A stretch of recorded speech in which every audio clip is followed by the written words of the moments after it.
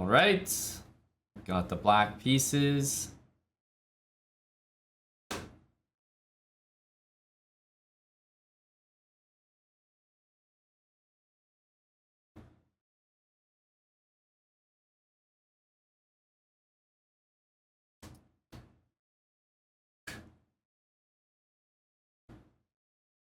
I think he's giving you guys time to get your suggestions in. There we go.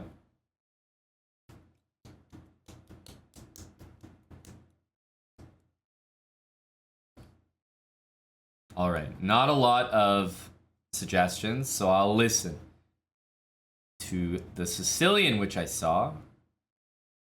Interestingly enough, we see white play in a way that is already gonna maybe make me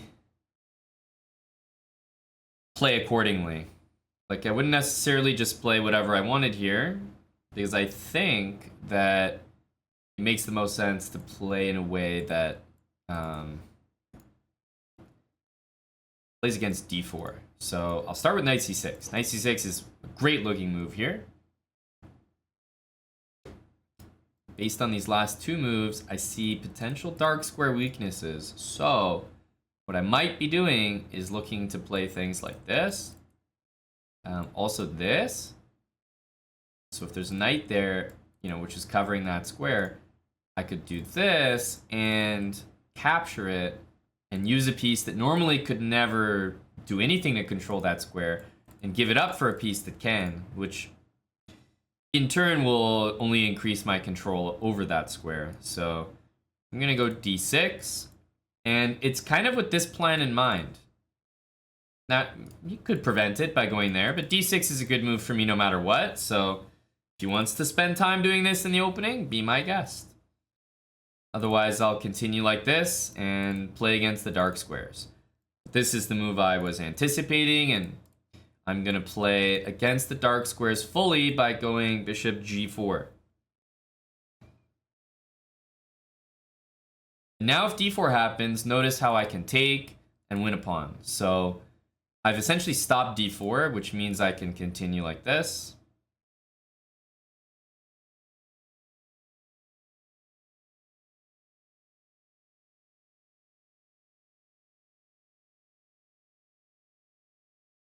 Okay, I'm gonna keep going. Bishop g7.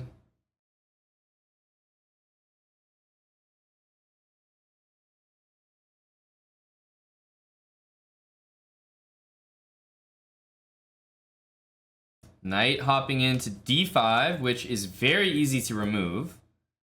So I'm not concerned about this square. It looks like the knight almost wants to drop to e3 afterwards, which is an interesting idea. It would kick my bishop out and really force me to make a decision on the f3 knight.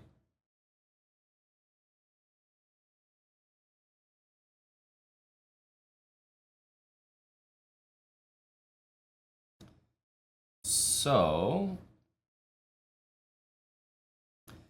what I think I'm going to do is e6, knight e3, and take, and then just go all over these squares. Knight e7, knight d4, knight c6. Play something like that. Didn't expect knight f4, I have to be honest.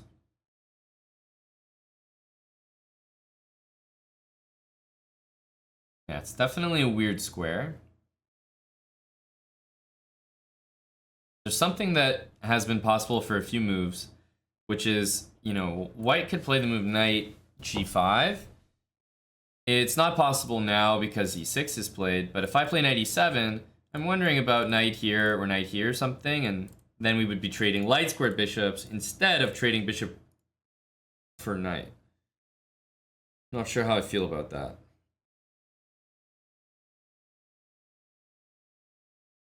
So of course what I'm saying is that in order to get this exchange in, I might have to just go ahead and play it voluntarily right now. Otherwise, we might not be able to. Knight d4 is like a ticket to losing a piece. Because you never want to play knight d4 when your bishop's here. Because then bishop takes, knight takes back, you lose a piece.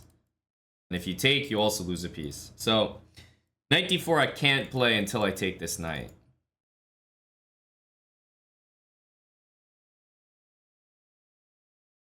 I'm really giving some consideration to the move g5. And the reason is that the move knight d3, it just looks bad. Like, that does not look like the correct square for that knight.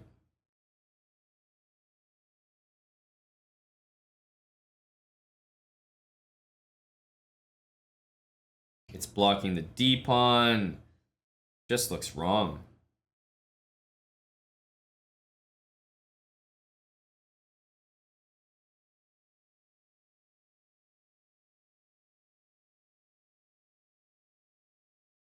So I'm between g5, which actually is looking more and more like an interesting move, or the really simple bishop takes f3.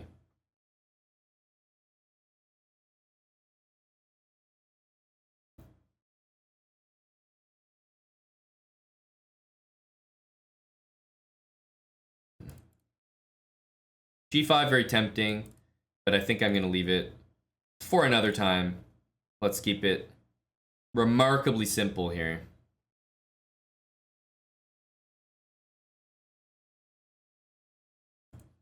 Knight here, knight e2, so maybe knight d4 first. If knight e2, we could take the bishop. And our plan is knight e7, knight c6. I've essentially had the exact same plan the entire game. As soon as I saw the move c4, I said, okay, pretty much every move I make is going to be centered around this. I would, for example, never, ever play the move e5. Very bad sign. Blocks my bishop and gives up complete control of the light squares. So that would be a very bad move.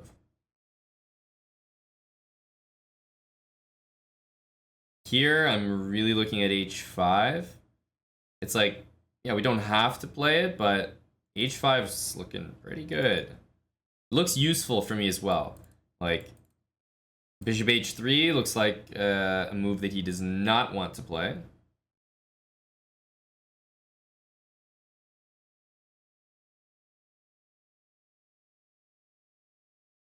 g5 almost wins the game here, but there's knight captures h5.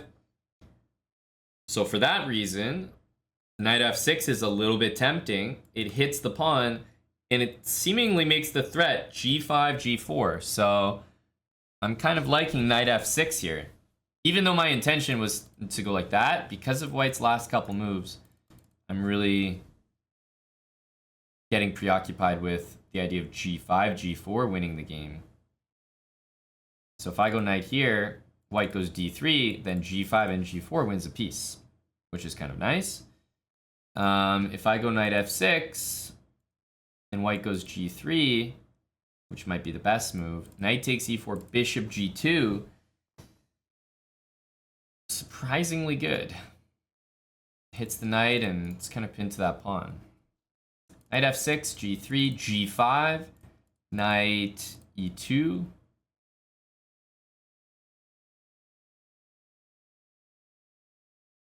It's like I think we can get away with stuff like that, but it's not entirely clear. So I'm looking at it. The other easy way to play is to just bring the knight over, of course. But I'm going to go here. I think the double attack is very nice, and I always have knight d7, knight e5, so I'm still controlling a lot of dark squares here.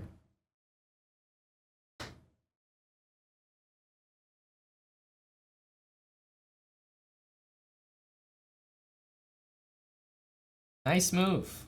In my opinion, very nice move. Knight e2.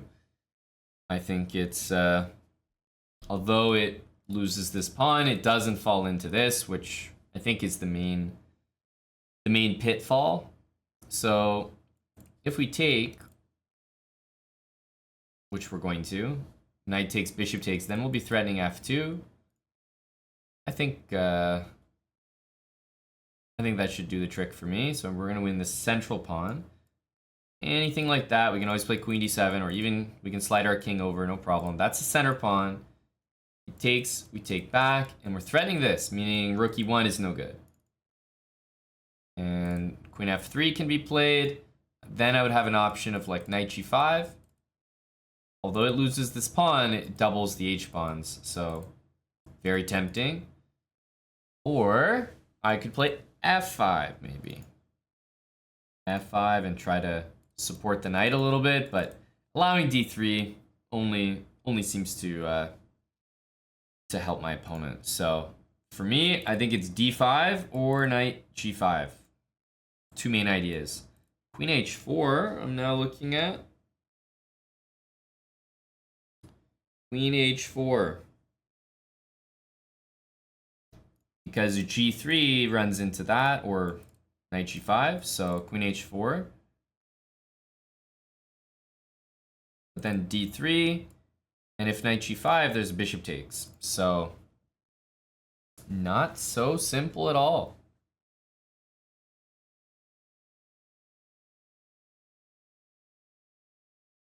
Yep, so I'm thinking d5 or knight g5 are the main moves here.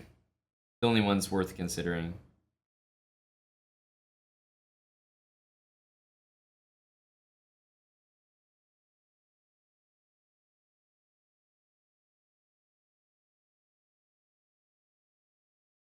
Knight g5 is really nice because although we give up this pawn, we double the pawns there and we can just castle.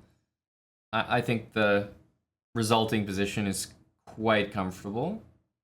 Now that being said,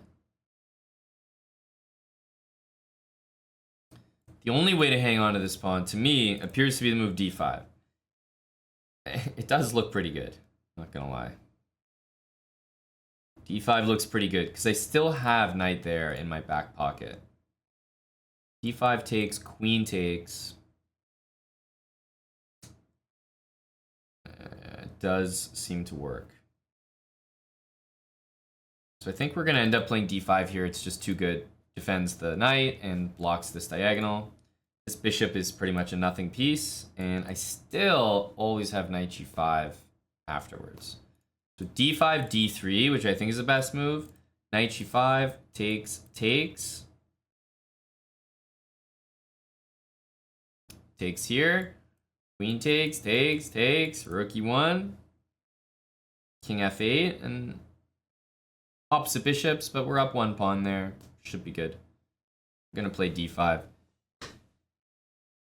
I'd rather be up a pawn than have that position, but it's such a close call. It really is.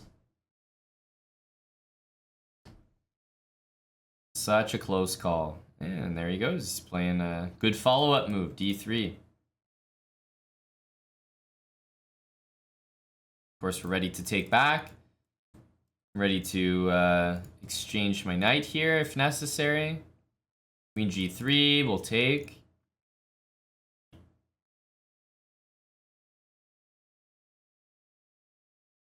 So now I think we want to take.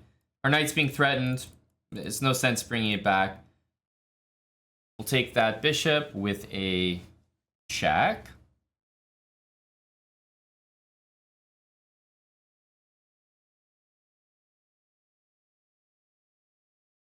And I think we just get castled. Bishop can always come back if needed, but takes we're going to take with the queen for the moment. We're finally castled. Although we're up a pawn, it's a long road ahead. The nice thing though is it's not opposite bishops, same color. It's good for me as the guy who's up a pawn. Okay, so although this move's maybe playable, we're definitely not gonna venture into that. Rook e8 is solid, and bishop g7 is totally playable. For the moment, I will ignore the bishop. Just go here, leave it there. Okay, rook b1, another good looking move by my opponent.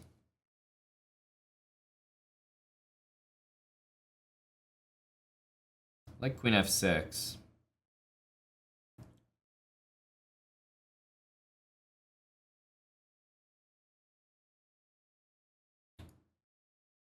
Let's do that. Takes. There's also a sneaky idea. It doesn't quite work, but the idea of g5 to trap the bishop. Right now, the queen is hitting that pawn, but for example, takes, and queen d7, then maybe g5 existed. Okay, do I want to take and open up that file? I don't. So I'm probably going to play something like this. Could use the other rook. But the idea would be similar. If I take here, takes on c5, it's a little interesting to calculate. Takes on b2, bishop c5, rook c8. It's quite the calculation there. Bishop back to e3. Everybody takes on c4. That looks good, I have to say. But the a7 pawn is also loose. Something feels a little off about that calculation. Takes. I'd have to use that rook and then take. And it's like, it actually does seem like it works. Because this queen is so bad. It's actually such a bad piece. So queen e3. Probably the move to consider, but then b6. I can't convince myself that this doesn't win a pawn.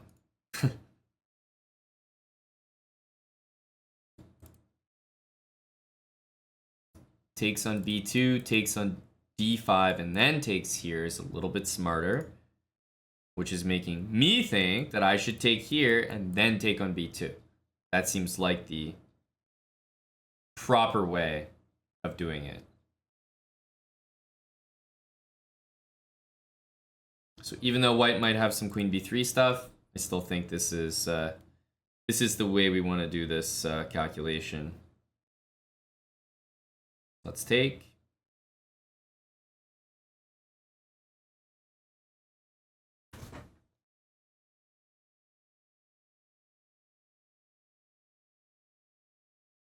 Yeah, bishop takes here, bishop takes. If this rook, I don't really like that, but I was thinking of the other rook.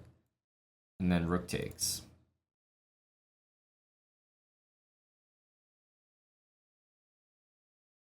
b6 is so solid as well, but yeah, whatever. Let's test our little variation here.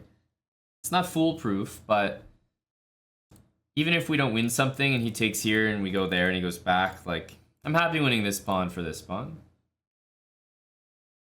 Well, Mike, I'm not sure about giving up another pawn, so that's why I'm using my e-rook the whole time.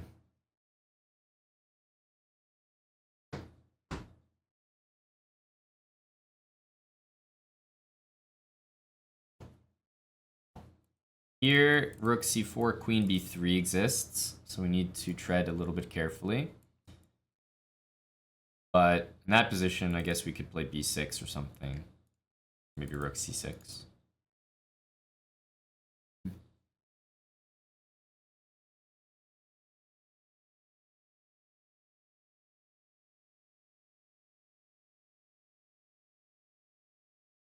Yeah, the reason I like doing it the other way is with b6 first. Now bishop goes there, and then I play rook c8. Now I can use my good rook, so to speak.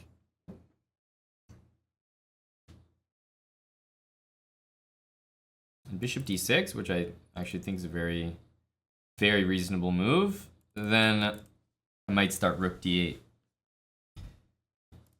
Wow, that's quite a move there by my opponent. So his bishop's attacked, and he responds with this, which is interesting because I'm not sure that it does anything about the bishop being attacked, but it's just even crazy that he would come up with this idea. Queen f3. Okay. Unfortunately, there's been some miscalculations here, but I feel like it almost demonstrates like a little bit of a, I know it's a blunder, but it almost as if it demonstrates that he has a higher ceiling than 800 to even come up with that idea, even though it doesn't work. Our bishop's covering our queen, and maybe he was hoping for queen takes queen, pawn takes, and rook takes bishop. Then it would be relatively even, but this one, I mean, yeah, just taking the bishop is nice and simple. Maybe he missed this.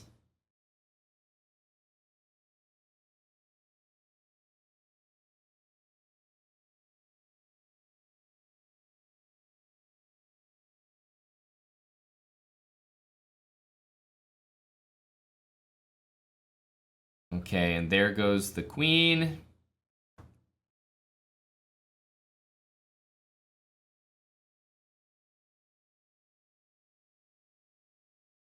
Let's support the bishop, and after queen c5, I'll probably play bishop d4. Rook takes.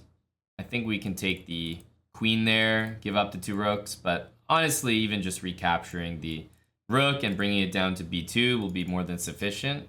And if the queen moves to the few safe squares it has available, I think they all fall into the same trap of queen f2 and rook b1. So we're setting up a nice checkmate idea, and we're also hitting the queen.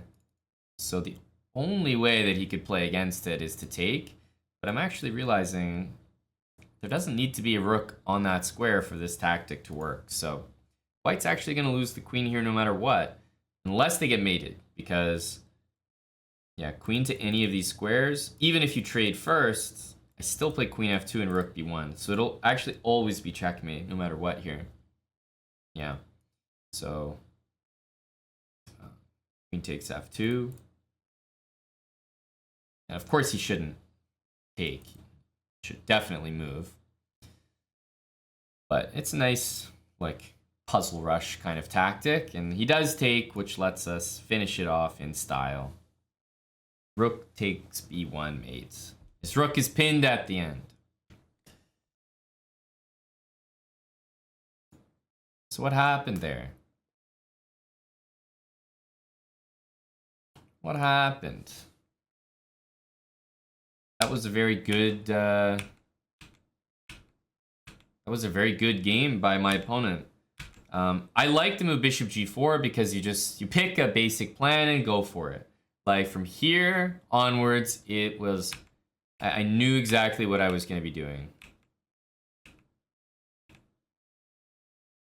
So here I really felt like g5 was the move, really did. I just had a feeling about it, but bishop f3 is such a strong move that it can't ever be a mistake. So h5, yeah, h5 I think is a great move here. Knight f6, because now e4 is loose. That's what we were talking about. And I thought knight here was actually a good move by my opponent. Queen f3, and should have maybe gone knight g5, but d5 is really hard to say no to because it keeps the material. Knight g5 gives the material up, but it would be probably winning for black. Like the attack against the king after this would be too much. But I like my material. This kept things nice and equal.